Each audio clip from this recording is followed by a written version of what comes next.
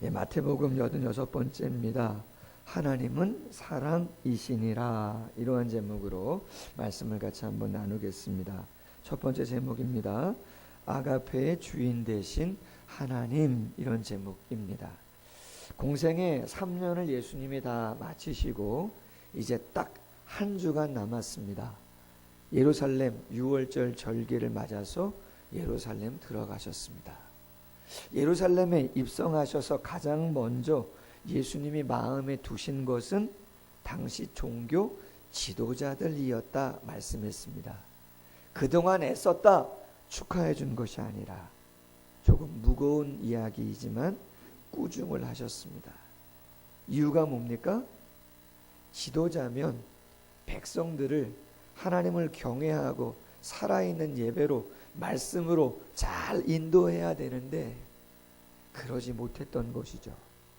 기득권에 눈이 멀어서 형식적이고 외식하는 그러한 모습으로 자기들도 거들먹거리고 백성들은 말씀으로 힘들게 하는 잘못된 모습을 보여주고 있었습니다.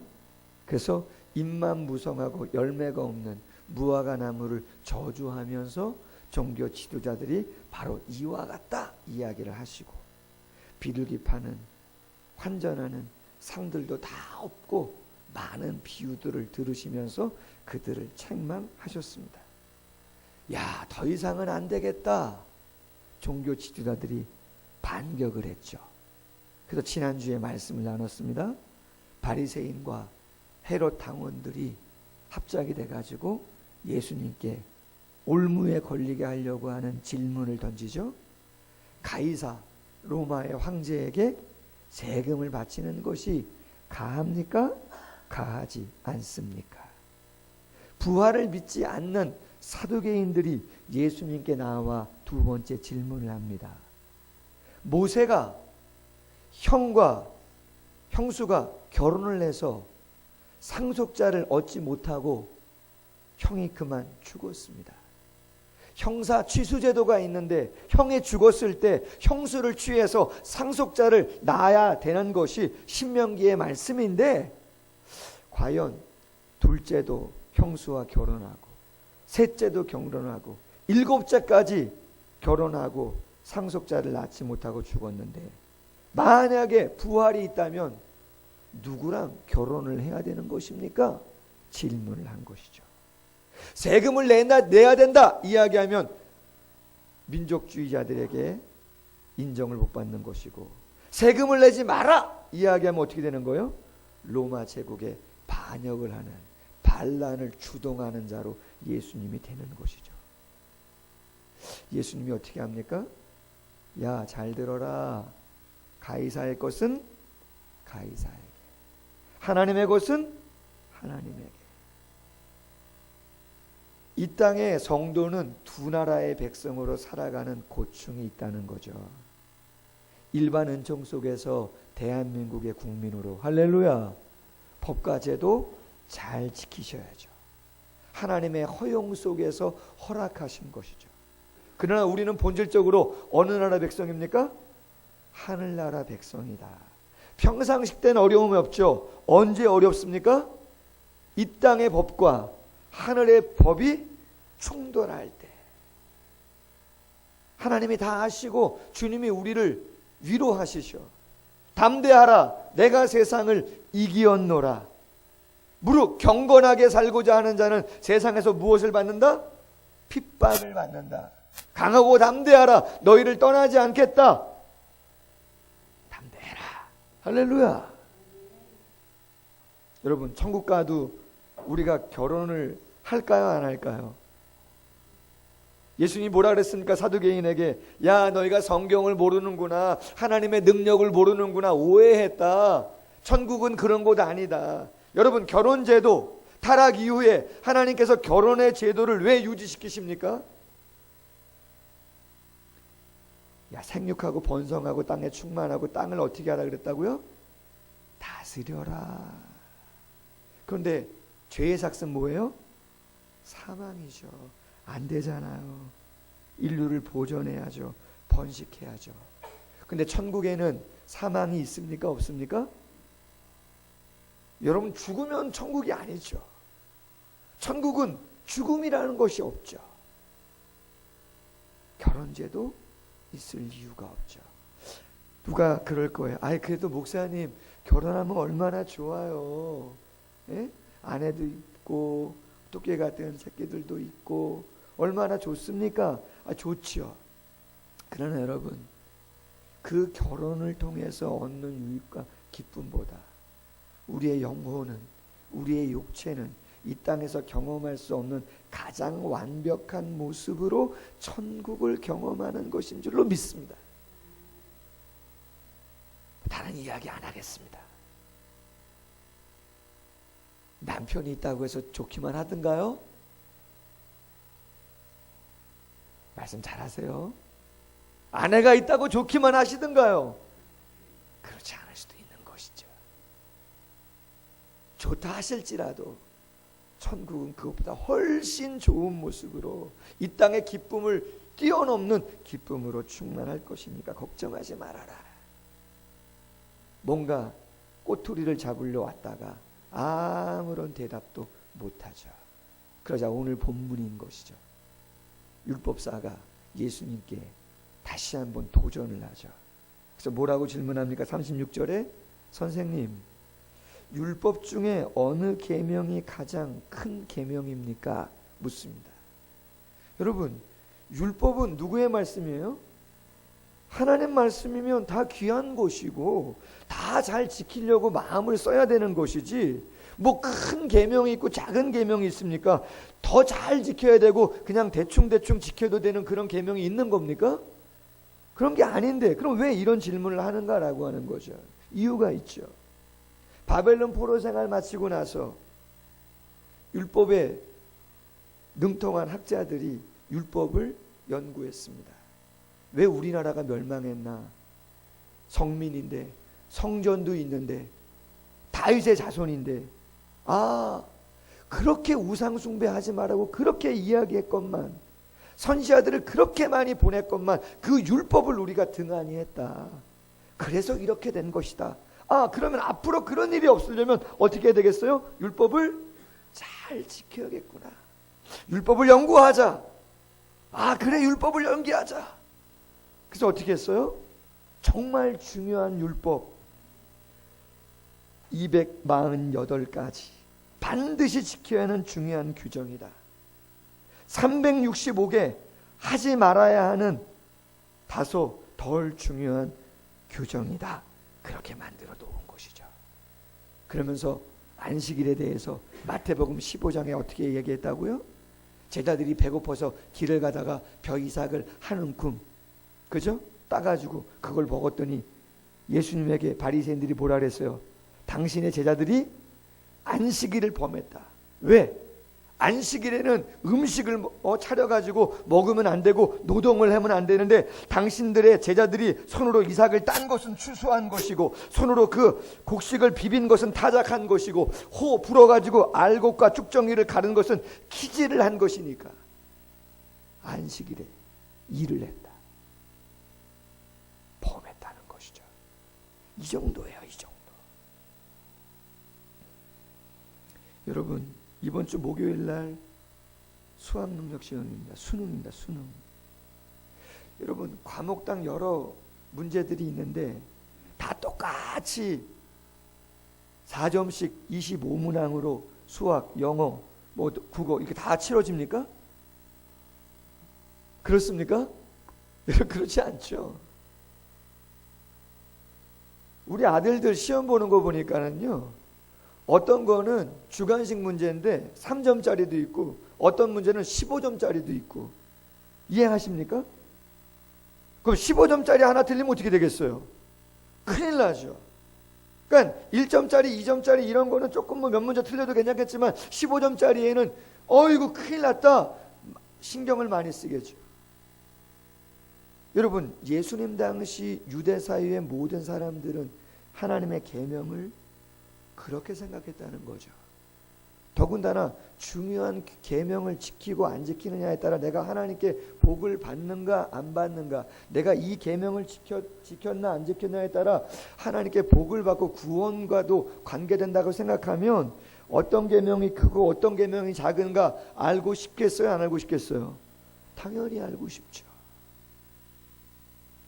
여러분, 누가복음 10장에 예수님이 선한 사마리아인의 비유를 하죠.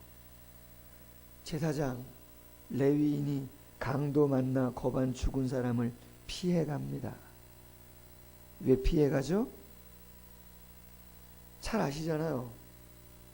하나님의 말씀에 죽은 자를 가까이 하면 돼요, 안 돼요? 안 되죠.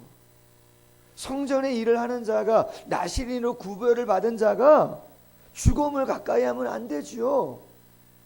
그래서 거반 죽게 되어 있는 사람임에도 불구하고 그 사람을 그냥 가만 놔두고 출행랑을 치는 것이죠.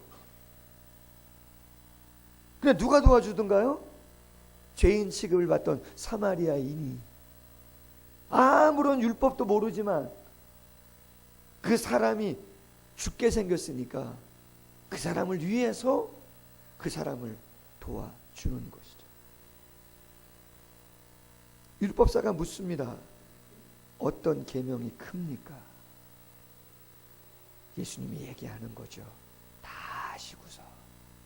첫째는 오늘 말씀 37절에 내 마음과 목숨과 뜻을 다하여 너희 하나님 어떻게 하라고요? 사랑하라. 이것이 크고 첫째 되는 계명이고, 둘째도 그와 같으니 내 이웃을 내 자신같이 사랑하라 하셨으니 이 두 계명이 온 율법과 선지자의 강령이다. 여러분, 강령이라는 뜻이 이렇습니다. 율법 전체의 기둥이고 핵심이다, 그 말입니다. 뭐라고요? 기둥이고 핵심이다. 달아놓고 본다는 거예요. 가장 중요한 내용이라는 것이죠. 신명기 6장과 레위기 19장에 있는 말씀을 인용하셔서 하나님 사랑, 이웃 사랑이 가장 중요하다. 무슨 말씀하시는 거예요? 너희가 주일날 교회에 나오든 구제를 하든 전도를 하든 법규를 지키든 너 자신의 이익 있겠지만 그 법을 지키는 가장 중요한 이유를 하나님을 사랑하고 이웃을 사랑하는 마음으로 그 일들을 잘 감당해라. 할렐루야. 그렇다면 어째서 하나님의 사랑의 계명이 가장 큰 율법이라고 그렇게 말씀하시는가 한번 생각해 보려고 합니다. 그것은 하나님 당신이 사랑 자체이시기 때문입니다. 이게 무슨 말일까? 여러분, 요한일서 4장에 사도 요한이 하나님은 어떤 분인가를 이야기하는데 이렇게 이야기합니다. 사랑하는 자들아, 우리가 서로 사랑하자. 사랑은 하나님께 속한 것이니 사랑하는 자마다 하나님께로부터 나서 하나님을 알고 사랑하지 아니하는 자는 하나님을 알지 못하나니 이는 하나님은 사랑이심이라. 여러분, 하나님은 어떤 분이요? 사랑 그 자체다라고 하는 것이에요. 하나님은 사랑 그 자체다라고 하는 거예요. 그럼 하나님이 가지고 계신 그 사랑은 어떤 성격의 사랑인가? 계속해서 이야기를 합니다.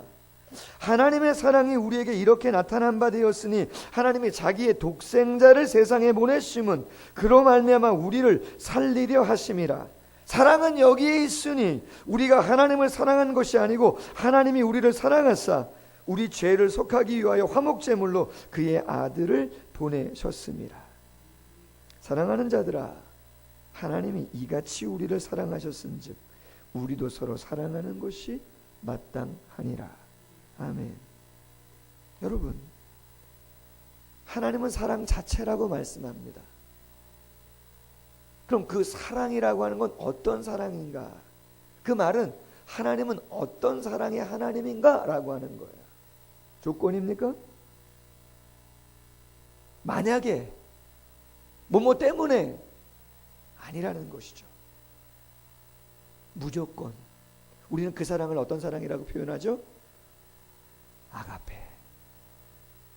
그럼에도 불구하고 in spite of죠.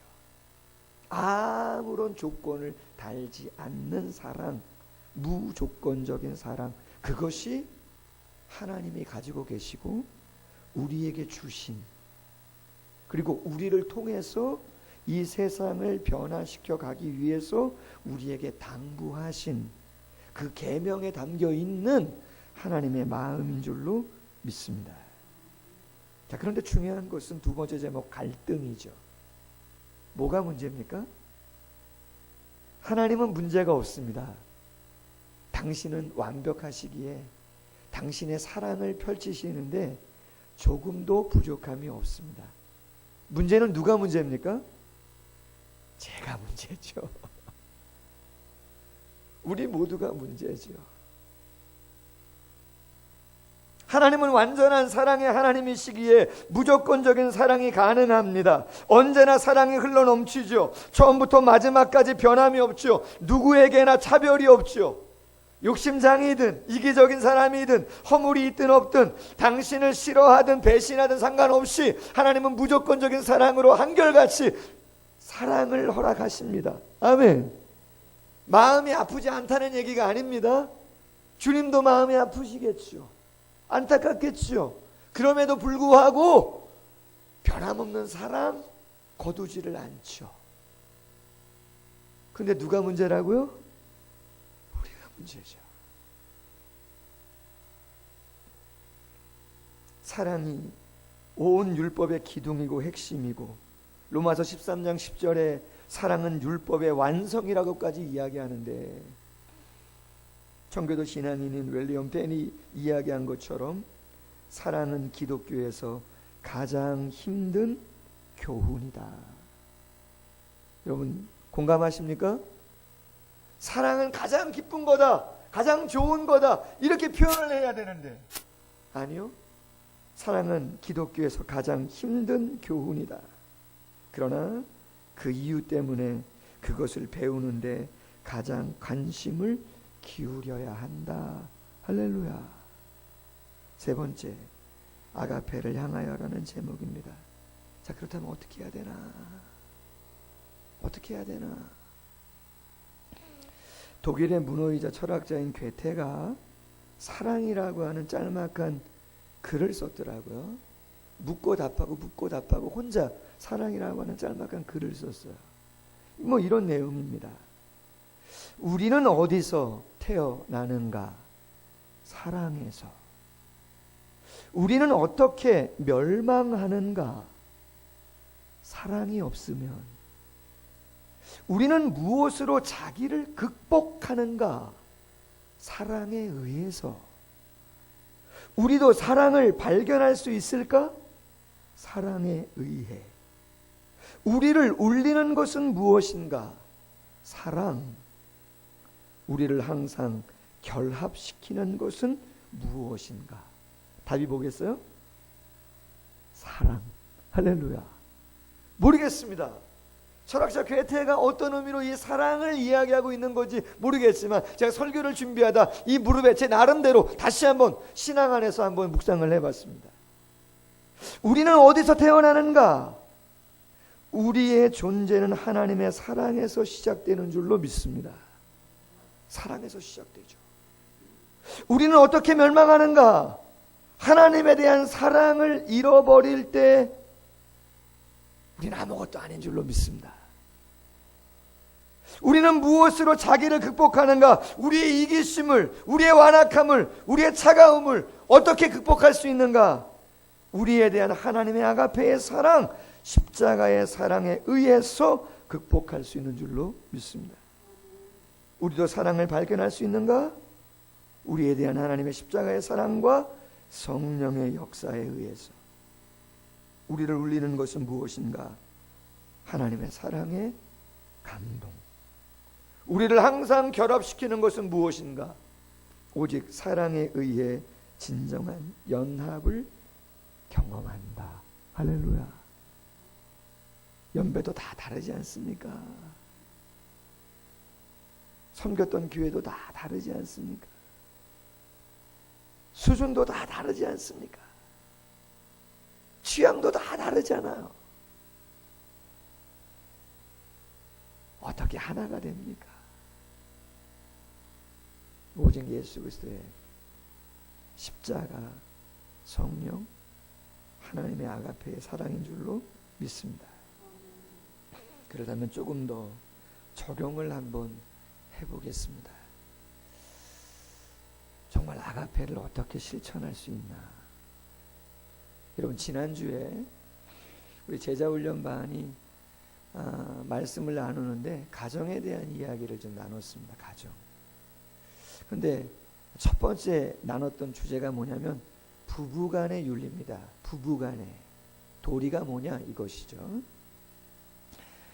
본문은 에베소서 5장이었습니다. 에베소서 5장.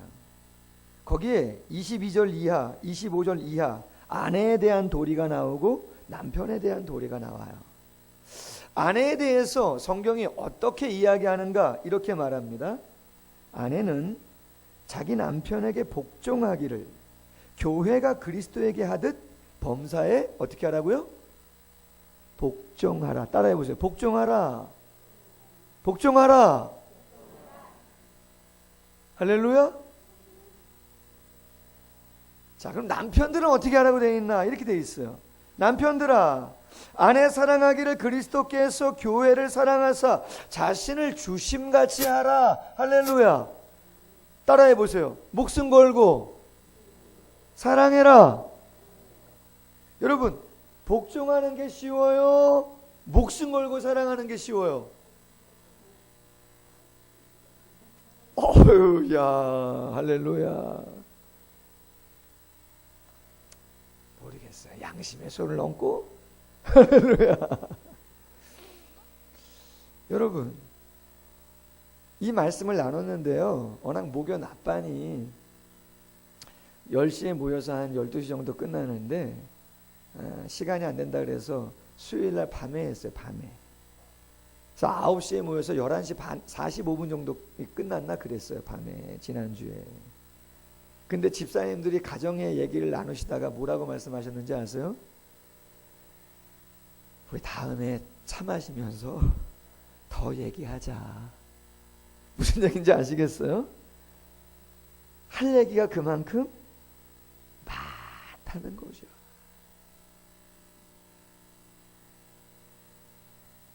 남편에게 복종한다는 건 존중한다는 말입니다. 마음으로서 남편을 존중한다는 거죠. 가장으로서의 결정권을 인정한다는 거죠. 신랑, 양육의 인도자로서 존중한다는 것이고, 자녀들에게 남편 존중을 가르쳐야 한다, 그런 얘기예요. 그런데 이런 거죠. 남편이 잘 남편의 역할을 감당하면 당연히 존중하고 마음으로부터 결정권을 인정해주고 자녀들에게도 아버지 존경하라 그렇게 가르칠 수 있겠죠. 그런데 남편이 경제적인 능력도 없어요. 신앙의 모습도 보이지 않아요. 본이 되지 않아요. 그런데 남편 존중할 수 있겠어요, 없겠어요? 솔직히 말씀하세요. 할 수 있겠지만 할렐루야. 쉬워요, 어려워요? 어렵죠. 남편들아, 아내 사랑하기를 그리스도께서 교회를 사랑하신 같이 자신을 주라 이야기합니다. 아내를 사랑할 수 있겠죠. 그러나 언제나 아내가 그렇게 사랑스럽습니까? 이야기 잘 하셔야 됩니다. 그건 아닐 수도 있겠죠. 그러니까 여러분, 다시 한번 말씀을 묵상합니다. 하나님은 사랑이시랍니다.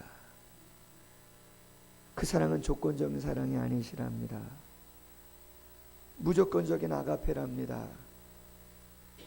내 개인의 유익을 위해서 말씀을 지켰다가 지키지 않았다가, 더 중요한 말씀이라고 강조했다가 중요하지 않은 말씀이라고 터부시했다가, 그렇게 하면 안 된다고 이야기합니다. 삶을 살아가는 곳은 내게 유익이 있든 내게 손해가 있든, 이 사람이 나를 인정하든 인정하지 않든 아가페의 사랑으로 사랑해 주어야 한다고 이야기합니다. 할렐루야. 그것이 바른 삶이라고 이야기하죠. 마지막 네 번째, 행복은 아가페의 이름으로 온다라고 하는 제목입니다. 여러분, 오늘 예수님이 이런 설명을 쫙 드렸더니 예수님을 말로서 질문으로 올무에 걸리게 하려고 했던 바리새인, 헤롯 당원들, 율법사, 사두개인 아무 말도 못합니다. 이제 예수님이 질문을 하나 던지십니다. 뭐라고 질문을 던지냐면 오늘 42절에 이렇게 이야기합니다. 너희는 그리스도에 대하여 어떻게 생각하느냐? 누구의 자손이더냐? 묻습니다. 바리새인들이 말합니다. 다윗의 자손입니다. 예수님이 묻습니다. 그렇다면 다윗이 성령에 감동하여 어찌 그리스도를 주라 칭하였느냐? 그렇게 말씀을 합니다. 여러분, 이게 무슨 이야기일까요? 좀 어렵죠? 이런 이야기예요. 예수님 당시 유대인들은 메시아, 그리스도를 간절히 사모했습니다. 그 메시아는 다윗의 자손으로 온다 생각했습니다. 다윗의 자손으로 온다라고 하는 말은 어떤 의미예요? 다윗의 시대처럼 다윗의 왕권을 가지고 능력을 가지고 힘을 가지고 번영을 가지고 메시아가 와서 로마에게 핍박을 받는, 환난을 받는, 어려움 당하고 있는 이스라엘 민족을 다윗의 시대처럼 새롭게 할 것이다. 할렐루야. 그들이 꿈꿨던 것은 이 땅의 모습이 바뀔 것이다. 누림이 바뀔 것이다. 그런 생각을 했다는 것이죠. 그런데 예수님이 이렇게 말하는 거예요. 아니라는 거예요. 다윗의 자손이라고 하는 것은 이 땅에 그 무엇을 가지고 우리에게 행복을 가져다 주는 분이 아니고 절대 이 세상은 그 무엇으로 바뀔 수가 있다 없다? 없다는 거예요. 군사나 정치나 경제나 내 소유로 바뀔 수가 있다 없다? 없다는 거예요. 조금은 유익을 주겠지만 본질적으로 완전한 행복감을 우리에게 줄 수 없다. 그런 것이죠. 왜? 완전한 이 세상의 변화는 오직 한 가지. 하나님은 사랑이신데 그분의 아가페의 사랑을 받은 자가 그 아가페의 사랑을 실현할 때만 이 세상은 진정한 행복이 경험될 수 있는 것이다. 아멘. 시편 110편 1절의 말씀을 예로 인용하시면서 내 주께서 내 주에게 성부 하나님이 예수님에게 내 우편에 심판날까지 앉았으리라 이야기한 것은 결단코 육체를 입고만 오는 그리스도를 이야기하는 것이 아니라 제2위 되시는 하나님께서 이 땅에 육신의 몸을 입고 오는 것을 이야기한 것이기 때문에 그 하나님이 절대로 육신적인 다윗의 자손이 될 수 없다는 것을 예수님이 이야기하는 것이죠. 그렇기 때문에 우리가 행복이나 그 어떤 것을 꿈꿀 때 우리의 그 어떠한 소유만을 생각하면 세상 사람들과 별반 다를 바가 없게 되는 것이죠. 아멘. 예전에 한번 말씀드렸던 예화입니다. 예화는 기억하실 것 같은데 실화였습니다. 전에 섬겼던 교회에 한 집사님이 호주에 아이들을 데리고 공부시키러 갔다가 공부를 다 마치고 오셨어요. 그래서 같이 성경 공부를 하게 됐는데 그분이 호주에서 있었던 실화를 저에게 이야기해 줬죠. 이런 거였죠. 우리나라 사람인데 청년이었는데 이민을 갔습니다. 호주로. 아주 꿈에 부풀어서 내가 성공해야겠다. 이 사람은 예수 믿는 사람이 아닙니다. 젊은 날 호주로 이민을 갔습니다. 그래서 정말 닥치는 대로 얼마나 열심히 했는지 성공을 했습니다. 여러분, 남자가 성공하면 가지고 싶은 것이 세 가지가 있다 그래요. 하나는 아주 멋진 큰 집이고, 두 번째는 예쁜 아내죠. 예쁜 아내. 그리고 세 번째는 멋진 차를 가지고 싶다고 합니다. 근데 이 청년이 그 세 가지를 다 갖게 됐습니다. 아주 멋진 넓은 정원이 있는 잔디가 깔린 멋진 집과 예쁜 아내. 이거 들어보셨습니까? 람보르기니, 붕붕붕붕 람보르기니, 몇 억 원 하는 그 차를 구입하게 됐죠. 주말이겠죠. 영화에서 보이는 것처럼 호수를 대다가 잔디에서 세차를 하죠. 재밌게 막 물도 뿌려가면서 막, 그죠? 근데 어디선가 무슨 소리가 들려요? 찍, 찍, 찍, 찍, 찍, 찍, 뭔가 긁히는 소리가 들린 거죠. 이게 어디서 나나 봤더니 차 건너편에서 들리는 소리죠. 돌아서 가봤더니 6살, 5살 남짓한 자신의 아들이 삐죽한 못 같은 걸 가지고 수억 원짜리가 되는 람보르기니를 어떻게 하고 있어요? 끽, 찍, 찍, 찍 낙서를 하고 있는 거죠. 순간 성공에 목말라 있던, 도취되어 있던 이 아빠가 그 차고 트럭에 가서 그 아이를 데리고 들어가 가지고 말이죠, 혼내준다고, 다시는 그렇게 하지 마라고 하면서, 우리 아이들인데 죄송합니다, 망치로 말이죠, 그 아이의 손을 때린 것이죠. 순간적이었던 것이죠. 순간적인 것이었죠. 난리가 난 것이죠. 결국 그 아이는 병원에 갔습니다.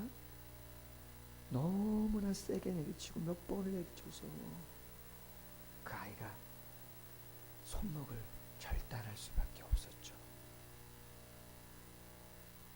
수술이 다 끝나고 병실에 아빠가 찾아갑니다. 마취가 깬 아이가, 5살, 6살 된 남자아이가 침상에서 내려오죠. 아빠가 들어오는 걸 보고. 왜요? 너무나 놀랬고 너무나 무서웠던 거죠, 아빠가. 그래서 절단내고 붕대를 감은 그 붕대로 다시는 안 그러겠다고, 다시는 안 그러겠다고, 죄송하다고 아빠를 용서를 빌은 거죠. 아빠가 충격이었죠. 아빠가 어떻게 했을까요? 집으로 돌아갔죠. 자기 서재에 있는 총을 가지고 자살을 했습니다. 너무 실합니다. 프랑스의 소설가, 노벨 문학상을 받은 롤랑이라는 사람이 이런 말을 했습니다. 살아있는 신을 정면으로 보고자 하는 자, 살아있는 하나님의 그 사랑과 은혜와 그 충만한 능력을 경험하기를 원하는 자는 그 사유의 창공의 공허함 속에서가 아니라 인간의 깊은 사랑 가운데서 신을 찾아야 한다, 그렇게 말했습니다. 지식적으로 알고 있는 사유의 공허한 창공에서가 아니라 인간의 깊은 사귐, 그 사랑, 아가페의 사랑, 할렐루야, 그 사랑을 주고 받을 때 진정한 평안과 안식을 경험할 수 있는 것이다, 이야기하는 것이죠. 여러분, 우리가 노력해야죠. 애써야죠. 그러나 그것이 나 개인의 이기심만을 위한 그 무엇이라면 그것은 의미가 없는 것입니다. 죄송합니다. 그것은 하나님이 원하는 율법을 지키는 것이 아니죠. 하나님을 기억하는 것이 아니죠. 하나님 우리에게 도전하죠. 바라기는 쉽지 않겠지만 어떤 것이 아가페의 사랑일까 묵상하시면서 이 한 주간, 또 다음 주는 추수감사 주일인데 무엇을 가지고 정말 하나님께 감사의 마음을 드릴 수가 있는가 다시 한번 생각하는 한 주간이 되기를 주님의 이름으로 소원합니다. 예, 같이 한번 말씀 묵상하면서 잠시 한번 기도하겠습니다. 여러분, 하나님은 사랑이신 줄로 믿습니다. 그 사랑으로 인해서 우리는 존재했고 우리가 눈으로 보고 경험하는 모든 것들도 존재하게 된 줄로 믿습니다. 그러나 안타깝게 아가페의 사랑을 갖고 계시는 그 하나님의 사랑이 있음에도 불구하고 그 사랑을 거역하고 이 땅이 이기심 가운데 나아가고 있습니다. 하나님의 말씀을 거역하고 있습니다. 힘듭니다. 실망도 됩니다. 안타깝기도 합니다. 우리가 그 세상 속에서 작아질 때도 있습니다. 아가페를 감당한다는 것은 여간 어려운 것이 아닙니다. 그러나 우리는 믿음을 가지고 있는 사람들인 줄로 믿습니다. 성도인 줄로 믿습니다. 하나님이 기대하시는 사람들인 줄로 믿습니다. 하나님, 그 아가페의 길을 온전히 걸어갈 수 있도록 하나님의 성령이여 도와주옵소서. 행복은 그 아가페의 사랑으로부터 오는 것임을 기억하고 우리가 꿈꾸는 다윗의 자손이 아니라 십자가 예수 그리스도를 바라보면서 잘 삶을 감당해 나아가 정말 소중한 사람들에게 바른 영향력을 끼칠 수 있도록 주여 은혜 베풀어 주옵소서. 말씀 묵상하면서 같이 한번 잠시 통성으로 기도하겠습니다. 하나님 아버지, 우리가 힘들어